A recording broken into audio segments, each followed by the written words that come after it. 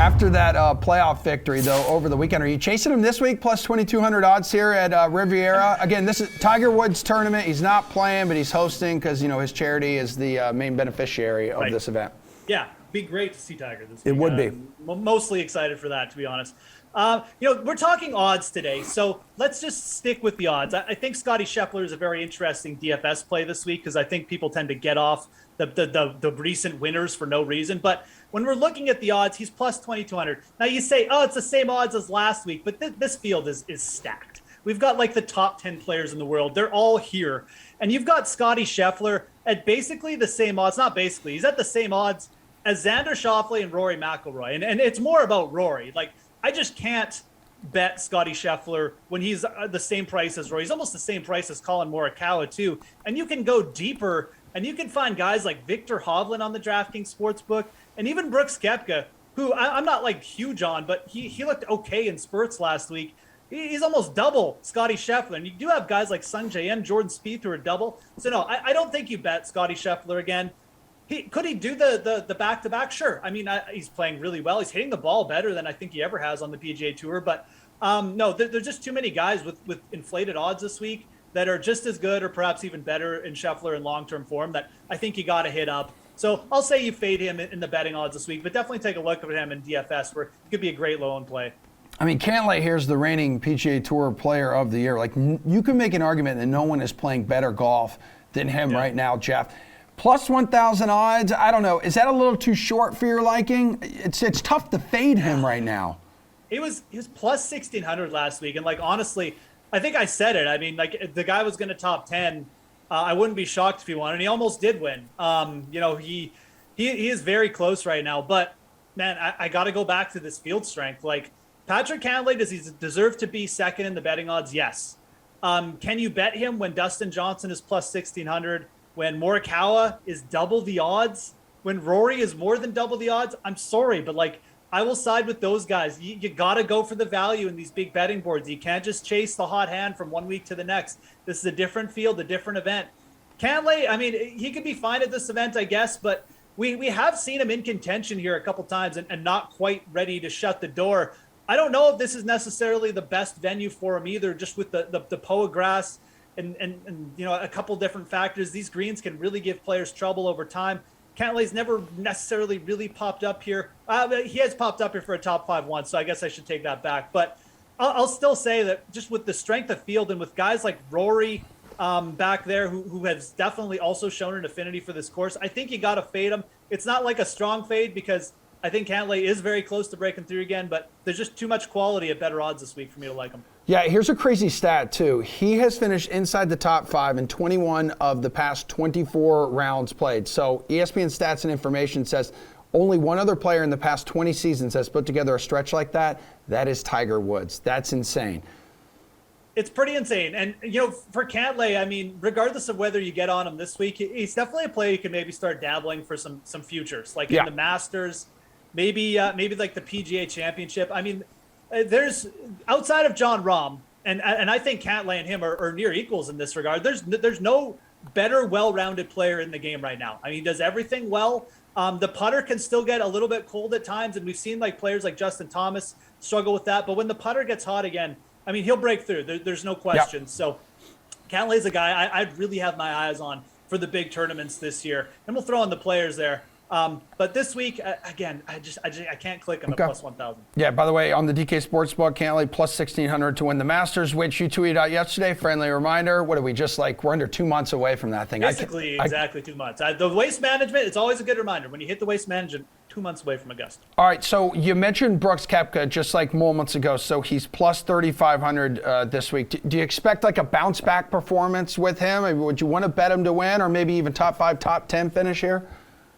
I mean, Brooks almost made me look really silly last week because, and I think Reed agreed with me on this, is that, we just didn't see it from Brooks. And we know that, like, when he gets in these odds, you should just kind of auto bet him because he can just flip the script so quickly. And we saw that. I mean, obviously going into the final round on Sunday in the final group, he didn't close the door. So that was good. Good for me. But, man, he was right there till the end.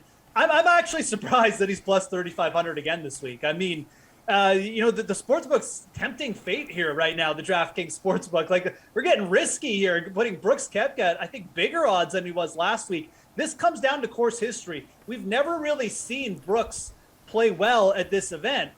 I'm for one though. I'm kind of for betting Brooks this week. I mean, I don't really understand it. We saw him play better last week. This is an event that's typically favored really good drivers of the golf ball. Brooks's driver was a bit better last week, and if that club is going, that's the one main factor that I really like to see going with Brooks Koepka, because the rest of his game will flow from there. So yeah, I'm going to say that I'm really shocked to see him at these odds. I thought he'd be under 3,000 for sure, and if you can get him at plus 3,500. Like I said, more times than not, that's going to be a really good bet for you. And I think it is this week. It was a breakout performance for Sahith Theegala. He was a big surprise. He was trying to become, I believe it was like the 6th player in the last 15 years to win a tournament on a sponsor's exemption. And he was in contention. He was 17. His drive took a bad bounce, went into the water, ended up with a bogey. But what do you think about plus 13,000 odds for him this week? Or is there someone else with wicked long odds that you'd rather sprinkle a little bit on? So, I mean, Theegala is a player you need to, like, you got to give him some respect. I mean, if you don't know who he was, or you're just like more of a casual golf DFS guy, he was a very prolific winner in college. I mean, this dude was right Pepperdine. Up there. Yeah, absolutely. And I mean, like, he got it done. I mean, people were expecting him to kind of come out of the gates running. It took him an extra year. I mean, now he's on the PGA. He's got that top 5 finish. He's going to be very comfortable in the FedEx Cup standings. He's going to be around. This is a different beast, though. I mean, Genesis, the Riviera, coming to Riviera, it's just a different beast. It's a different course. It's really hard to get adjusted to. And we've got a strength of field here that's just kind of off the charts. So Theegala, I think, took advantage of like a really scoring-friendly course kind of in Phoenix last week, and he played great. And you're right, he did kind of get unlucky down the stretch. But, man, again, we got guys like Corey Connors, my boy, Bezadenhout at plus 1,000. Yes. 2 guys down there, Emerson, who they're just higher in the world golf rankings. They're more seasoned. They've played this course numerous times. I think you got to hit up names like that. So I wouldn't go with the kind of the hot college names, the younger guys this week. I think you really got to look for players in this range with some experience. And I think those 2 guys, and Connors and Bezadenhout, are definitely top of my list. But you could even go deeper. You can take a shot with Francesco Molinari, who we've seen show up a little bit, at the Farmers too. Those are 3 guys I'd throw out early on a Monday morning. Well, I've just had my coffee and I'm feeling, good after the Scotty Scheffler win. I'm feeling confident. Yeah. But I would be. I think it's a stretch to start targeting the young players like Theegala again this week. I'll even throw out Aaron Wise as another one, at plus 20,000 down there. Hasn't started the season well, but a lot of talent. I just think you fade Theegala this week coming off the big week, even though his odds they're still looking pretty juicy. He's the first player this season to hold at least a share of 254-hole leads, because he did it back at the Sanderson Farms Championship in October, where he tied for 8. So he's just one of those guys. Just got to finish. You got to find that closing mentality. That Mamba mentality, which he says he does use, because again, Pepperdine guy. Max Homa, your defending champ here, top 20 last week, plus 5,000 odds to repeat. How do you feel? I mean, Max Homa is a proven winner. I mean, when he gets a sniff of contention, we've seen it from him. He gets himself right in there. He is not scared to back down or anything like that. 3-time PGA winner now. And look, 2 of Max Homa's wins on the PGA Tour, they've come on the West Coast. He is developing into like a real West Coast swing guy. He's got top finishes at Pebble Beach too. So you love that. Again, these guys coming off Phoenix high finishes, though, other than Brooks, Max Homa at plus 5,000. When you've got Paul Casey down there at plus 6,000, you've got Joaquin Niemann at plus 7,000. Those are 2 names right away I gravitate towards instead of Homa. It's not that I dislike Homa, but you've got to just, when you're betting outrights, you've got to say, like, where is the good value? Where am I going to get the most return bang for my buck? And I think it's more with Casey and even like maybe a Joaquin Niemann, who himself is a fantastic young player. So I like Homa. I again, like Scheffler, I think I like him more for DFS this week, though, than I necessarily do in betting.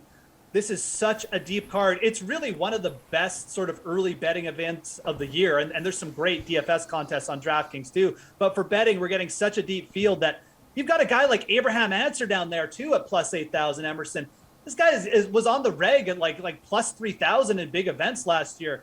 His odds have plummeted, which we love. You can get on him for really cheap. You got Patrick Reed down there at plus 9,000. So I'll stop there in terms of listing players. But just to prove my point, Max Homa at plus 5,000. It seems like big odds. It's maybe not that big just because of how quality the field is this week. And a couple players I like better: Paul Casey, Joaquin Niemann.